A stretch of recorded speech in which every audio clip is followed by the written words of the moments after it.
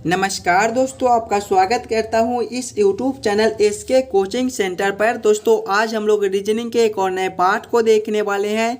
ये रीजनिंग का part number 46 होने वाला है। अगर आप इससे पहले वाले पार्ट नहीं देखे होंगे तो जाकर देख लीजिएगा। सभी पार्ट इम्पोर्टेंट पार्ट है। इस पार्ट के अंदर आज हम लोग रीजनिंग के 15 इम्पोर्टेंट क्वेश्चन को देखने वाले हैं, जो कि आपको आने वाले आगामी सभी परीक्षाओं के लिए महत्वपूर्ण होने वाला है। सभी क्वेश्चन इम्पोर्टेंट क्वेश्चन है जो बार बार आपको एग्जाम में पूछे जाते हैं या फिर आने की संभावनाएं रहती है। आप किसी भी एग्जाम की तैयारी कर रहे हो, ये सारे क्वेश्चन आपके लिए महत्वपूर्ण होने वाला है। हम लोग सभी क्वेश्चन को एकदम शॉर्ट ट्रिक आसान तरीके के साथ सॉल्व करने की कोशिश करेंगे। तो चलिए हम लोग एक नंबर क्वेश्चन की ओर चलते हैं। एक नंबर क्वेश्चन हमें कह रहा है, दी गई आकृति में कितने त्रिभुज है।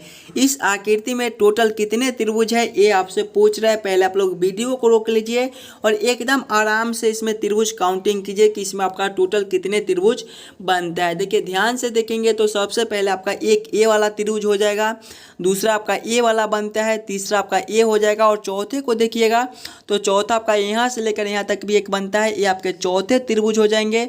पाँचवें आपके यहाँ से लेकर यहाँ तक हो जाएंगे, ये आपके जो है वो पाँचवें हो जाएंगे।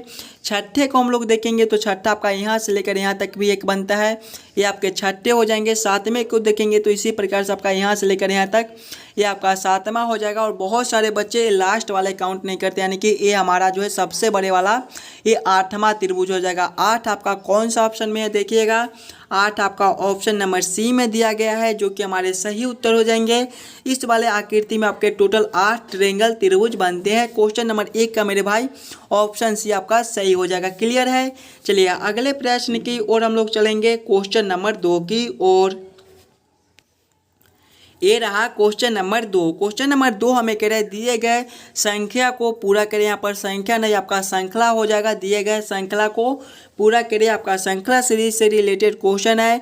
एक श्रृंखला सीरीज दिया गया है और यहाँ पर क्वेश्चन मार्क है। इन्हीं क्वेश्चन मार्क पे कौन सी संख्या भरी जाएगी ये आपसे पूछ रहे हैं। जब भी आपको मेरे भाई इस प्रकार के श्रृंखला सीरीज से रिलेटेड क्वेश्चन देखने को मिले तो सबसे पहले आप लोग श्रृंखला को देखिएगा।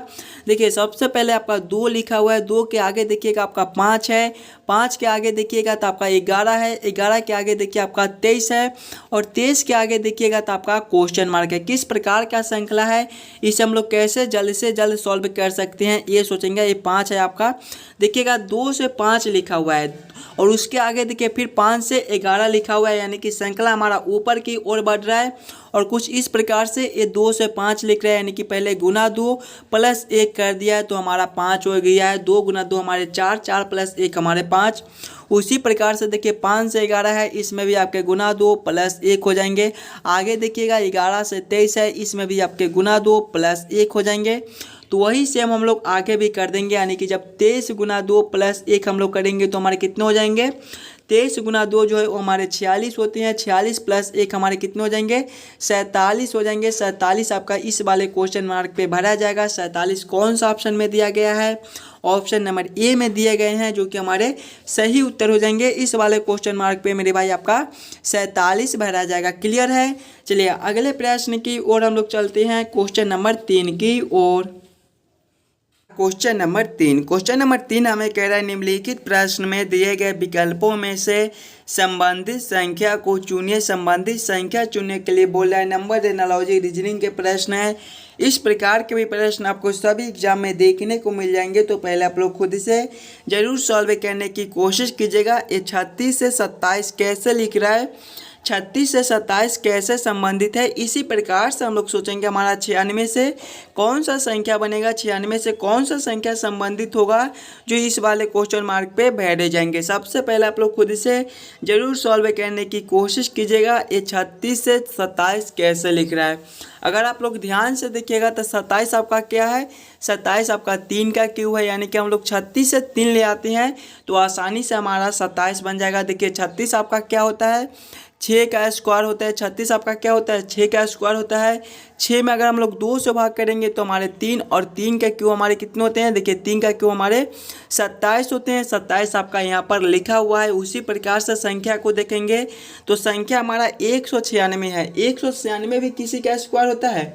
196 जो है वो 14 के स्क्वायर होते हैं। देखिएगा यहाँ पर क्या था, 6 का स्क्वायर था तो 6 में 2 से भाग किए थे। यहाँ पर 14 का स्क्वायर है तो 14 में भी 2 से भाग करेंगे तो हमारे 7 हो जाएंगे। उसके बाद देखिए क्यू कर दिए थे तो 27 बना था, तो वही सेम इसमें करेंगे, 7 का क्यू करेंगे। 7 का क्यू हमारे कितने होते हैं, 7 के क्यू हमारे जो है वो 343 होते हैं मेरे भाई। 343 आपका कौन सा ऑप्शन में दिया गया है, ऑप्शन नंबर डी में दिया गया है, जो कि हमारे सही उत्तर हो जाएंगे। इस वाले क्वेश्चन मार्क पे आपका 343 भरा जाएगा। क्लियर है। चलिए अगले प्रश्न की ओर हम लोग चलेंगे, क्वेश्चन नंबर 4 की ओर। क्वेश्चन नंबर 4 हमें कह रहा है लुप्त संख्या ज्ञात करें। मिसिंग नंबर से रिलेटेड क्वेश्चन है मेरे भाई। यहाँ पर क्वेश्चन मार्क है आपका, इन्हीं क्वेश्चन मार्क पे कौन सी संख्या भरी जाएगी ये आपसे पूछ रहा है। पहले आप लोग वीडियो को रोककर खुद से जरूर सॉल्व करने की कोशिश कीजिएगा। मिसिंग नंबर से रिलेटेड क्वेश्चन आपको सभी एग्जाम में पूछे जाते हैं, या फिर आप किसी भी एग्जाम की तैयारी कर रहे हो तो पहले आप लोग खुद से जरूर सॉल्व करने की कोशिश कीजिएगा। जब भी आपको मिसिंग नंबर से रिलेटेड क्वेश्चन देखने को मिले तो सबसे पहले आप लोग क्वेश्चन को, पैटर्न को ध्यान से समझने की कोशिश कीजिएगा। अगर आप लोग क्वेश्चन को ध्यान से देखिएगा तो देखिए 10 है, 4 है, 2 है और 12 लिखा हुआ है। अगर हम लोग इसमें पहला संख्या माइनस दूसरा संख्या करते हैं, यानी कि 10 माइनस 4 करते हैं तो हमारे कितने हो जाएंगे, 6 हो जाएंगे। और 6 गुना तीसरा संख्या, यानी कि गुना तीसरा संख्या आपका 2 है, 6 गुना 2 आपके 12 होते हैं। देखिए 12 आपके यहाँ पर लिखा हुआ है। उसी प्रकार से नीचे भी हम लोग करके देखेंगे तो पहला संख्या आपका 8 है, माइनस करेंगे दूसरा संख्या 5 है। 8 माइनस 5 आपके 3 होते हैं, गुना करेंगे। देखिए इसमें गुना तीसरा संख्या, तो तीसरा संख्या आपका 1 दिया गया है। 3 गुना 1 हमारे कितने होते हैं, 3 होते हैं। देखिए 3 आपका यहाँ पर लिखा हुआ है मेरे भाई। यानी कि इसी प्रकार से इस प्रश्न को हम लोग सॉल्व कर सकते हैं। तो वही सेम हम लोग इसमें करेंगे। इसमें पहला संख्या देखिए आपका 7 दिया गया है और तीसरा संख्या 3 दिया गया, यानी कि 3 से गुना करना है। और इधर आपका 15 दिया गया, यानी कि 15 हमें लाना है। देखिएगा 7 में से हम लोग कितना घटा दें ताकि हमारा 5 बच जाए। जब 5 गुना 3 हम लोग करेंगे तो हमारे 15 हो जाएंगे। जब 7 माइनस हम लोग देखिएगा 7 माइनस 2 करेंगे तो हमारे कितने हो जाएंगे, 5 हो जाएंगे। गुना करेंगे तीसरा संख्या आपका 3 है, 5 गुना 3 हमारे कितने होते हैं, 15 होते हैं। देखिए 15 आपके यहाँ पर लिखा हुआ है। यानी कि इस वाले क्वेश्चन मार्क पे आपका कौन सा संख्या भरा जाएगा, इस वाले क्वेश्चन मार्क पे जो है वो आपके 2 भरे जाएंगे। देखिएगा जब 7 माइनस 2 हम लोग करेंगे तो हमारे 5 हो जाएंगे और 5 गुना 3 करेंगे तो 15। जिस प्रकार से ये सभी भी हम लोग करते आ रहे थे, तो इस वाले क्वेश्चन मार्क पे आपका 2 भरा जाएगा। 2 आपका कौन सा ऑप्शन में है, ऑप्शन नंबर डी में दिया गया है, जो कि हमारे सही उत्तर हो जाएंगे। क्वेश्चन नंबर 4 का मेरे भाई ऑप्शन नंबर डी आपका सही हो जाएगा। क्लियर है। चलिए अगले प्रश्न की ओर हम लोग चलेंगे, क्वेश्चन नंबर 5 की ओर। ये रहा क्वेश्चन नंबर 5। क्वेश्चन नंबर 5 हमें कह रहे हैं यदि किसी कोड भाषा में डी को 4 और रेड को 7 लिखा जाता है तो हियर को कोड भाषा में क्या लिखा जाएगा, ये आपसे पूछ रहा है। कोडिंग डी कोडिंग से रिलेटेड क्वेश्चन है मेरे भाई। इस प्रकार के भी प्रश्न आपको सभी एग्जाम में देखने को मिल जाएंगे। पहले आप लोग खुद से जरूर सॉल्व करने की कोशिश कीजिएगा। सभी क्वेश्चन इंपॉर्टेंट क्वेश्चन है। कुछ इसी प्रकार के प्रश्न आपको सभी एग्जाम में पूछे जाते हैं। देखिए जब भी हमें इस प्रकार के रीजनिंग के प्रश्न देखने को मिले कोडिंग डी कोडिंग से, तो सबसे पहले हम लोग ये देखेंगे ये डी से 4 कैसे लिख रहा है, रेड से 7 कैसे लिख रहा है। देखिएगा डी है, डी जो है वो आपका ABCD के क्रमानुसार पे चौथे नंबर पर आते हैं, तो डी से 4 लिखा हुआ है। आगे देखेंगे आपका रेड है, रेड जो है आपको READ से मिलकर बनता है। इसके भी ABCD के क्रमानुसार लिखेंगे तो R आपके 18वें नंबर पर आते हैं, उसके बाद E 5वें पर आता है, A आपके पहले पर आते हैं और D आपके चौथे पर आते हैं। सभी को आपस में जोड़ेंगे। 18 + 5 हमारे कितने होते हैं, 18 + 5 हमारे 23 होते हैं। 23 + 1 24, 24 + 4 करेंगे तो हमारे कितने हो जाएंगे, 28 हो जाएंगे। लेकिन यहाँ पर देखिएगा आपका 7 लिखा हुआ है, यानी कि हम लोग 28 से 7 कैसे ला सकते हैं ये सोचेंगे।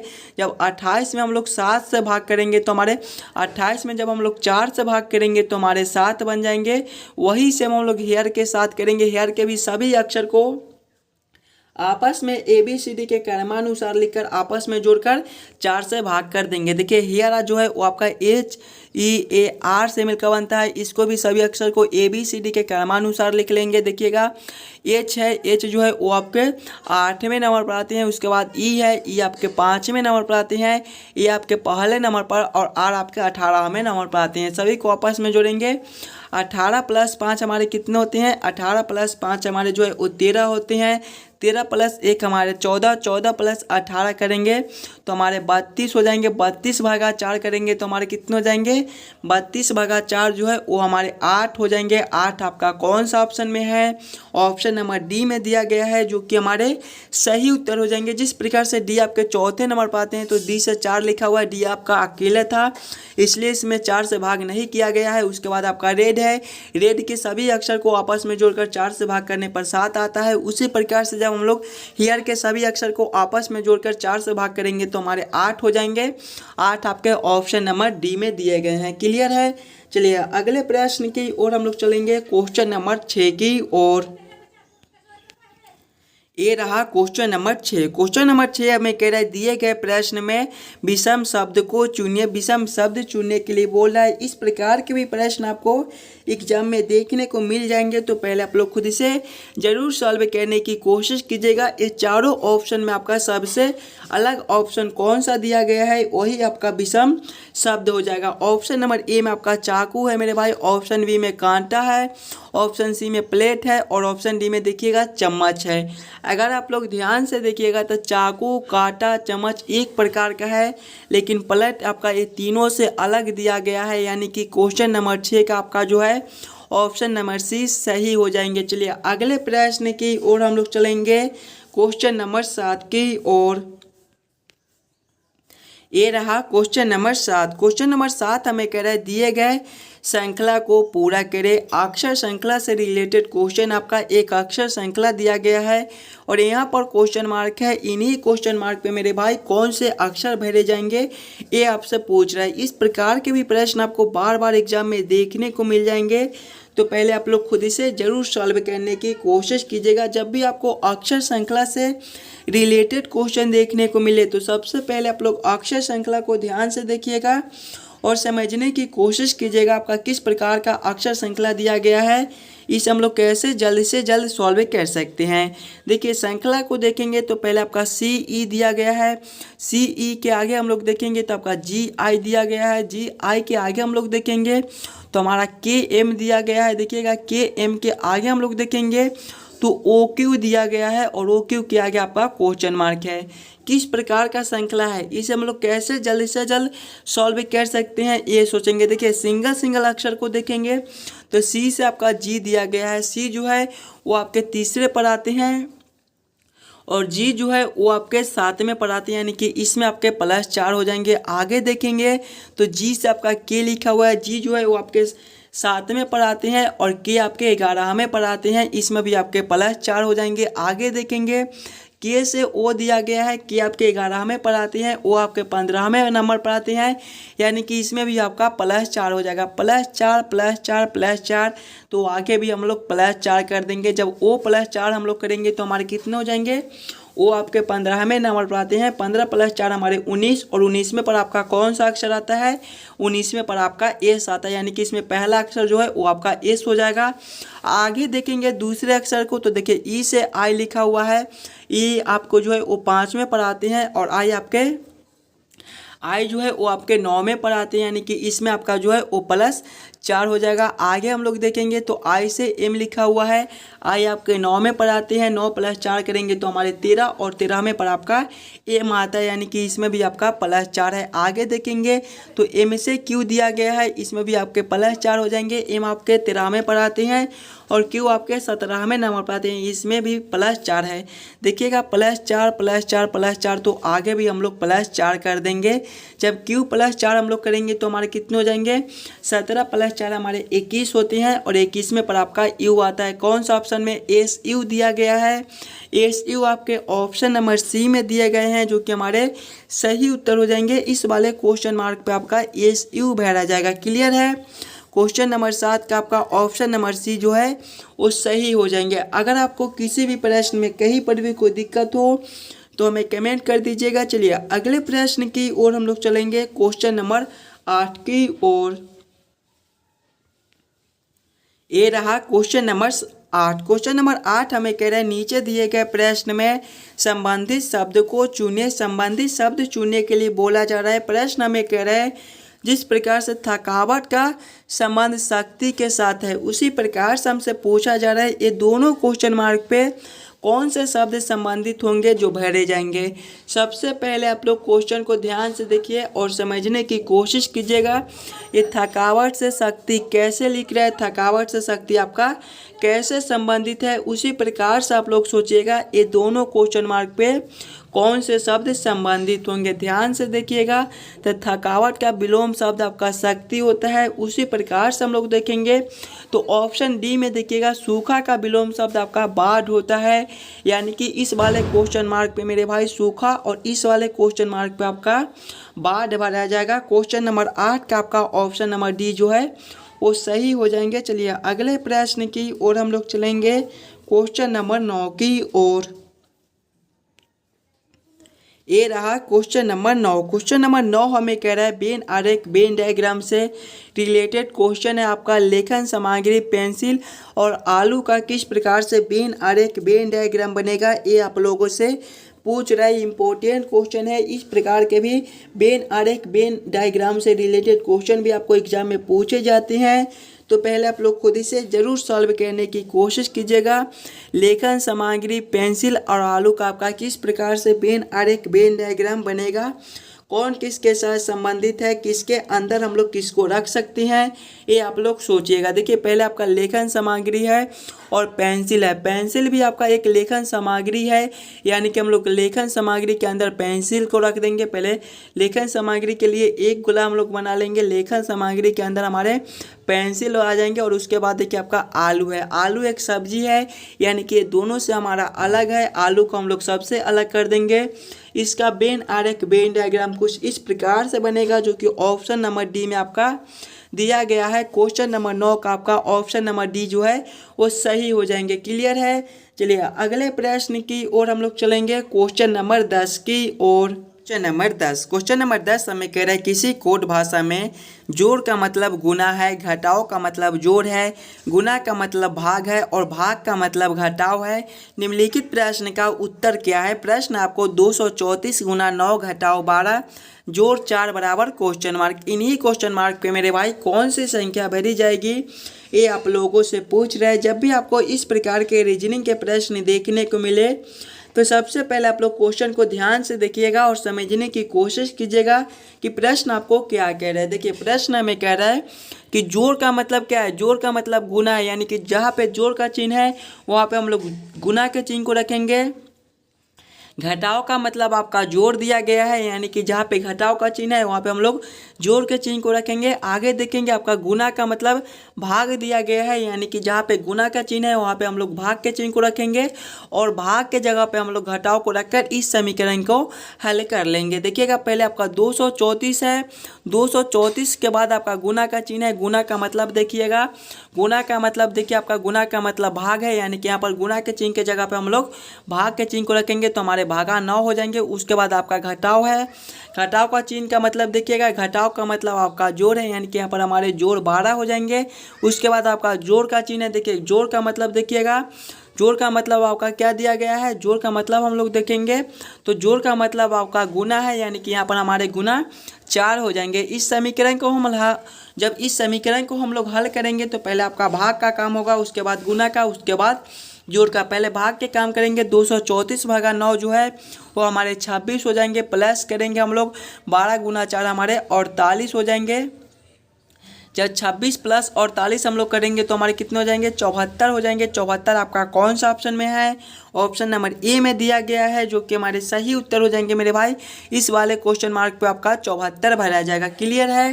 क्वेश्चन नंबर 10 का आपका ऑप्शन ए सही हो जाएगा। चलिए अगले प्रश्न की ओर हम लोग चलेंगे, क्वेश्चन नंबर 11 की ओर।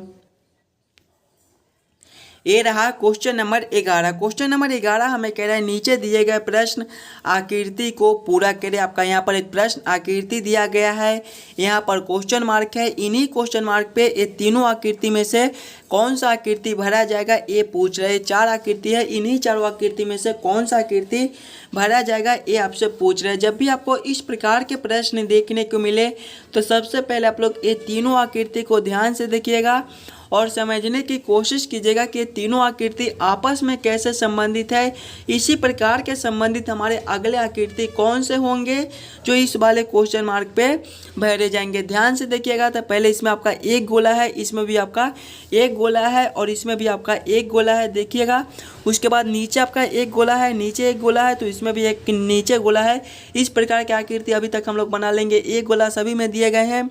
उसके बाद नीचे एक एक गोला दिए गए हैं, नीचे हम लोग एक गोला ले लेंगे। इसके बाद देखिएगा इसमें एक प्लस का चिन्ह है, इसमें 2 प्लस का चिन्ह है और इसमें 3 प्लस का चिन्ह है। तो अगले में अब हमारे 4 प्लस के चिन्ह हो जाएंगे, 2 3 4। अगले में अब हमारे प्लस 4 के चिन्ह जो है वो 4 हो जाएंगे। आगे देखेंगे तो इसमें देखिए इधर बिंदु है तो इसमें इधर है, तो अब इसमें इधर बिंदु है तो यहाँ पर हमारे इधर बिंदु हो जाएंगे, यानी कि हमारे यहाँ पर बिंदु हो जाएंगे। इस प्रकार की आकृति आपके कौन सा ऑप्शन में दिए गए हैं, देखिएगा। इस प्रकार की आकृति आपके ऑप्शन नंबर जो है वो बी में, ऑप्शन नंबर डी में दिए गए हैं, जो कि हमारे सही उत्तर हो जाएंगे। क्वेश्चन नंबर 11 का आपका ऑप्शन डी जो है वो सही हो जाएगा। चलिए अगले प्रश्न की ओर हम लोग चलेंगे, क्वेश्चन नंबर 12 की ओर। नंबर 12 में कह रहा है दिए गए प्रश्न में विषम आकृति को पहचान करें। विषम आकृति चुनने के लिए बोला है। आपको यहाँ पर एक प्रश्न आकृति दिया गया है, 4 आकृति दिए गए हैं। इन्हीं चारों आकृति में सबसे अलग आकृति कौन है ये आपसे पूछ रहे हैं। इस प्रकार के भी प्रश्न आपको एग्जाम में पूछे जाते हैं। तो पहले आप लोग सभी आकृति को ध्यान से देखिएगा और समझने की कोशिश कीजिएगा कि चारों आकृति में आपका सबसे अलग आकृति कौन सा दिया गया है। देखिए आकृति ए में देखेंगे तो आपके एक बड़े आकृति है और इसके नीचे एक छोटे आकृति दिए गए हैं। बड़े आकृति में अगर हम लोग खंड गिनेंगे, लाइन गिनेंगे तो हमारे एक लाइन ए हो जाएंगे, दूसरे ए हो जाएंगे, तीसरे ए हो जाएंगे, चौथे ए, पाँचवें ए, छठे ए, 6 लाइन है। छोटे वाले में गिनेंगे तो 1 2 हमारे 3 4 5 हो जाएंगे, यानी कि एक कम है। आगे देखेंगे ऑप्शन बी में तो इसमें आपका 1 2 3 4 5 दिए गए हैं बड़े वाले में। छोटे वाले में देखेंगे तो आपका 1 2 3 4 दिए गए हैं, इसमें भी आपका एक कम है। ऑप्शन सी में देखेंगे तो आपका 1 2 3 4 5 6 लाइन दिए गए हैं बड़े वाले में। छोटे वाले में देखेंगे आपका 1 2 3 4 दिए गए हैं, देखिएगा इसमें आपका 2 कम है। आगे ऑप्शन डी को देखेंगे तो 1 2 3 4 दिए गए हैं बड़े वाले में, छोटे वाले में 1 2 3 दिए गए हैं, देखिएगा सभी में एक एक कम है। ऑप्शन ए में देखिए 6 5, ऑप्शन बी में देखिए 4 5, ऑप्शन डी में देखिए 4 3, सभी में एक एक कम है। लेकिन ऑप्शन सी में देखिएगा आपका 2 कम है। तो सबसे अलग आकृति आपके ऑप्शन सी हो जाएंगे। क्वेश्चन नंबर 12 का आपका ऑप्शन सी जो है वो सही हो जाएंगे। चलिए अगले प्रश्न की ओर हम लोग चलेंगे, क्वेश्चन नंबर 13 की ओर। क्वेश्चन नंबर 13 हमें कह रहा है नीचे दिए गए प्रश्न में विषम संख्या को पहचान करें। विषम संख्या चुनने के लिए बोला जा रहा है। ये चारों ऑप्शन में सबसे अलग ऑप्शन कौन सा दिया गया है ये आपसे पूछ रहा है। बहुत ही इंपॉर्टेंट क्वेश्चन है मेरे भाई, तो पहले आप लोग खुद इसे जरूर सॉल्व करने की कोशिश कीजिएगा। ये चारों ऑप्शन में आपका सबसे अलग ऑप्शन कौन सा दिया गया है। देखिए ऑप्शन नंबर ए में आपका 71 है, ऑप्शन बी में 83 है, ऑप्शन सी में 89 है, ऑप्शन डी में आपका 93 दिया गया है। ध्यान से देखिएगा तो 71 83 89 ये तीनों आपका जो है वो अभाज्य संख्या है। लेकिन ऑप्शन डी में 93 देखिए ये आपका भाज्य संख्या होता है। यानी कि क्वेश्चन नंबर 13 का आपका सबसे अलग ऑप्शन ऑप्शन डी दिया गया है।